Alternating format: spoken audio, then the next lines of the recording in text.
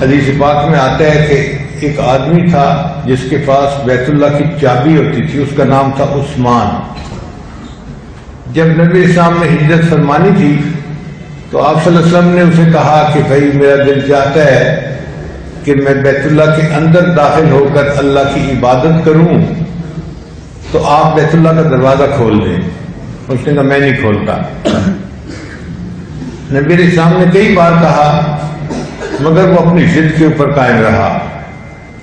تو نبی اسلام نے ارشاد فرمایا عثمان ایک وقت آئے گا جس پوزیشن میں تم کھڑے ہو اس پوزیشن میں میں کھڑا ہوں گا، اور آج جس پوزیشن میں میں کھڑا ہوں اس میں تم کھڑے ہوگے، یعنی چابی میرے ہاتھ میں ہوگی، تمہارے ہاتھ خالی ہوں گے۔ تو عثمان کو غصہ آ گیا، یہ کیسے ہو سکتا ہے کہ میرے ہاتھ سے چابی کسی اور کے ہاتھ میں چلی جائے؟ تو نبی اسلام نے ہجرت فرمائی،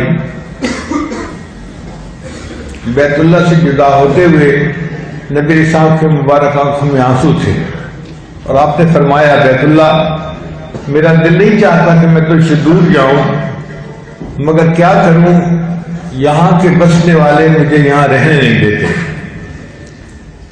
اب اللہ کی شان دیکھیے کہ جب بیت اللہ فتح ہوا تو اس وقت سارے رؤسائے قریش حرم میں موجود تھے اور سب سر جھکائے بیٹھے تھے کہ نبی علیہ السلام اس وقت فاتح کی حیثیت سے وہاں تھے۔ تو آپ صلی اللہ علیہ وسلم نے عثمان کو بلایا، عثمان آ گیا۔ نبی السلام نے فرمایا عثمان بیت اللہ کی چابی میرے حوالے کرو۔ اب وہ انکار نہیں کر سکتا تھا، اس نے بیت اللہ کی چابی دے دی۔ نبی علیہ السلام نے بیت اللہ کا دروازہ کھلوایا اور اس کے اندر تشریف لے گئے اور اپنے رب کا شکر ادا کیا۔ نبی علیہ السلام کے ساتھ حضرت ابوبکر صدیق بھی تھے، حضرت عمر لانو بھی تھے، عثمان غنی بھی تھے، علی لانو بھی تھے، حضرت عباس لانو بھی تھے، یہ سب حضرات ساتھ ساتھ تھے، حضرت حمزہ لانو بھی تھے۔ اور ان میں سے ہر صحابی کا دل چاہ رہا تھا کہ کاش جب دروازہ بند ہو تو نبی علیہ السلام چابی میرے حوالے کر دے، مجھے بیت اللہ کا کنجی بردار ہونے کی سعادت نصیب ہو جائے۔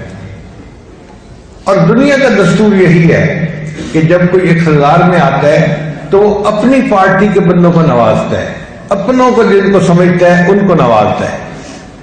تو نبی علیہ السلام نے دروازہ بند کروایا اور چابی ان صحابہ میں سے کسی کو نہیں دی۔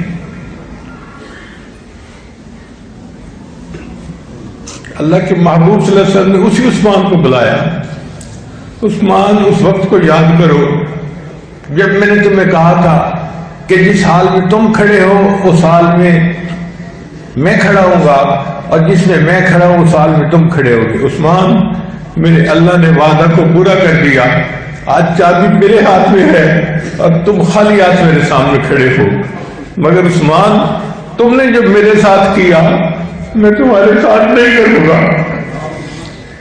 نبی علیہ السلام نے پھر وہی چابی عثمان کے حوالے کی اور ساتھ ہی فرمایا کہ یہ قیامت تک تمہاری نسلوں میں ہی جاری رہے گی۔ اللہ نے میرے آقا صلی اللہ علیہ وسلم کو ایسے اخلاق عطا فرمائے، یہ اخلاق عظیمہ تھے جس کا درس آپ نے انسانیت کو دیا اور دنیا میں ایک نمونہ قائم کر دیا۔